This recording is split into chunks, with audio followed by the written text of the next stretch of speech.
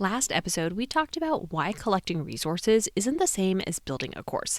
And if that one landed, this is the next place. Because today we are going to talk about what actually changes when secondary teachers stop planning in isolation and start building repeatable systems. No more resources, no more creativity, structure.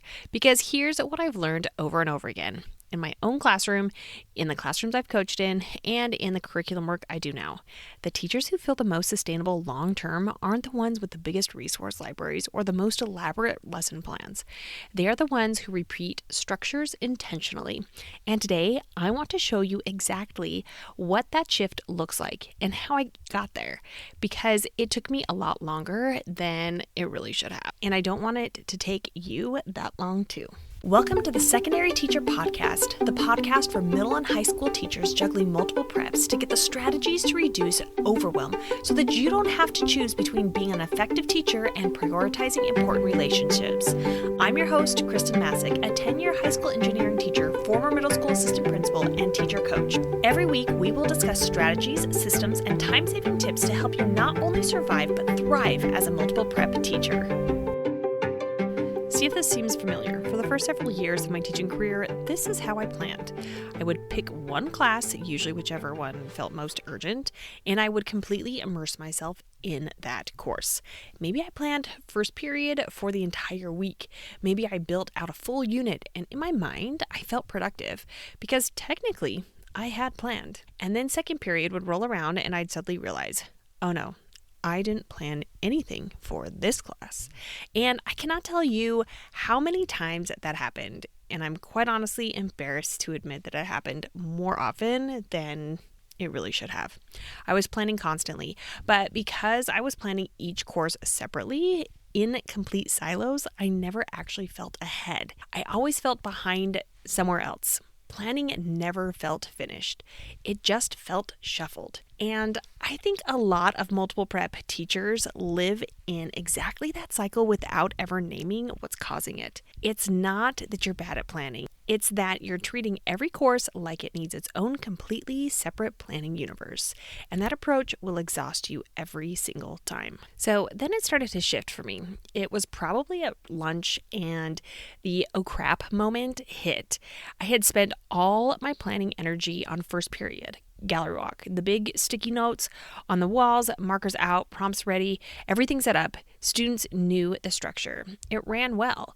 And then somewhere around the middle of the day, I looked at my plan for the next class and realized I had nothing, absolutely nothing prepared. And I looked around the room, sticky notes still on the walls, markers still out, and I thought, well, I guess we're doing a gallery walk, not because it was the perfect lesson for that class, not because the standards were identical, but because it was what I had, and the alternative was walking in with nothing. And here's what surprised me.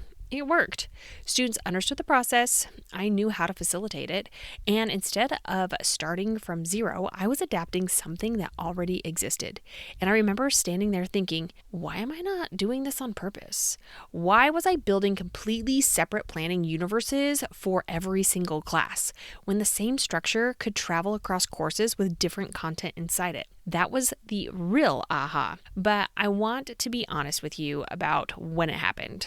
Year 6, maybe year 7, which, if you know anything about teaching retention data, is right around the point where a lot of teachers have already left the profession. I was still figuring out something fundamental about teacher planning well into my career, and I hadn't perfected it by the time I left the classroom.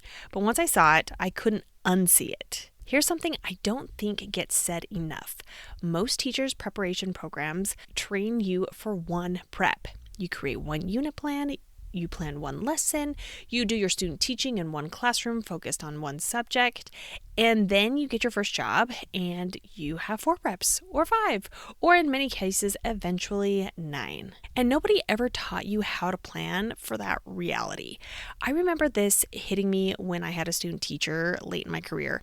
I wanted to completely immerse her into my schedule. At the time, I'm pretty sure I had 3 or 4 preps.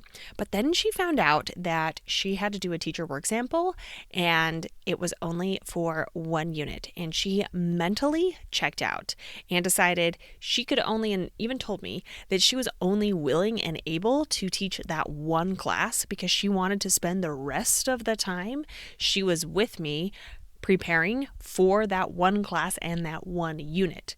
So needless to say, she taught 1 class and I still taught all the rest of my preps. And I remember thinking, I'm glad I wasn't counting on you to cover everything because your first real job is going to look nothing like this. Because the lesson plan template I got in undergrad, it was plug and play, a useful outline that told me where things went, but it was built for 1 class. It never zoomed out to the unit level. It never showed me how to repeat a structure from 1 unit to another. And it definitely never addressed how to think across multiple courses at the same time. So I entered the classroom knowing how to fill in a template, but not knowing how to build a system. And there's a big difference between those 2 things. The moment that finally crystallized all of this for me came when I was an assistant principal. We were transitioning from 7th through 9th grade junior high to a 6th through 7th grade middle school, which meant we were adding an entire 6th grade and hiring a group of teachers who were coming primarily from elementary schools. And what happened on that 6th grade hall stopped me cold because those teachers, the ones coming from elementary, were structured in a way I had never seen in a secondary building. They were used to having the same students all day, rotating from subject to subject, so they had developed tight routines, clear lesson flows, repeatable structures that the students could move through without needing everything explained from scratch every time. And then I'd walk down the 7th grade hall. Those teachers were masters of their content, deep knowledge, years of experience. Nobody knew their subject better, but the intentional repeatability, the structural consistency, it wasn't there the same way. And that contrast made something click for me that I hadn't been able to articulate before. Elementary teachers are trained for structure. Secondary teachers are trained in content. And the teachers who figure out how to bring both deep content knowledge and repeatable structure are the ones who stop feeling like they're starting over every single day. That's what secondary teacher strategies have been missing. Not the content knowledge, not more resources, structure, repeatability, systems that travel. You don't need a different lesson for every class every day. You need a handful of repeatable structures you know how to use well and the confidence to adapt them across courses. That's what reduces teacher workload. That's what makes planning feel manageable instead of endless. So what does this actually look like to build repeatable systems as a multi-prep teacher or an elective teacher? It starts with 3 shifts. Shift 1, stop planning course by course. Start planning by structure. Instead of sitting down and asking, what does first period need next week? Ask, what structure am I using this week? And which of my courses can it travel across? A gallery walk, a discussion protocol, a project launch sequence, a reflection activity. Those aren't course specific, they're structure specific. And once students in any of your courses know how they work, you can deploy them again and again with different content inside. That's not lazy teaching, that's smart systems design. Shift 2, look for overlap before you build something new. Before you create a brand new activity for one class, ask yourself whether something you already built for another class could be adapted. Different content, same structure. Different standards, same lesson flow. This is the move that CTE teachers and elective teachers who manage multiple preps need to make on purpose because nobody is going to hand you a system that does this automatically. You have to build the habit of looking for it.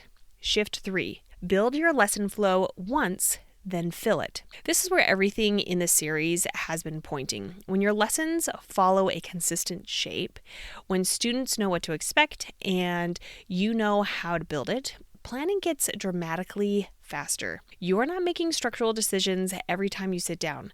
You made them once. Now you're just filling in content.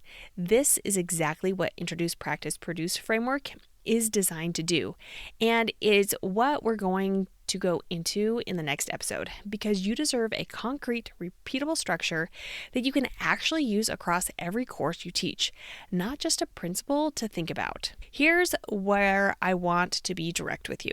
Everything I've described in the series, finding your first unit, building repeatable structures, planning across multiple preps without losing your mind, that's exactly what Unit Planning Lab is built around. It's not a course full of generic teacher tips. It's a system built specifically for secondary teachers doing curriculum design work on top of their actual teaching, without a provided curriculum, without unlimited planning time, and without anyone showing them how to make it all connect. If that's you, check the show notes for your next step. I want to come back to that 6th grade hall for a second, because I think about those elementary teachers a lot. They weren't smarter than the secondary teachers down the hall. They weren't more talented. They didn't know their content better, but they had been trained in something secondary teachers rarely get: the understanding that structure is instruction. That's when students know what to expect. When the lesson has a repeatable shape, learning actually goes deeper, because cognitive energy goes toward the content instead of figuring out what's happening next. You can have that in your secondary classroom. You can have that across multiple preps, but it doesn't happen by accident. And it doesn't come from collecting more resources. It comes from building the right structures and then trusting them enough to repeat them. You probably need fewer new ideas than you think. You need stronger, repeatable structures. And next episode, I'm going to give you one.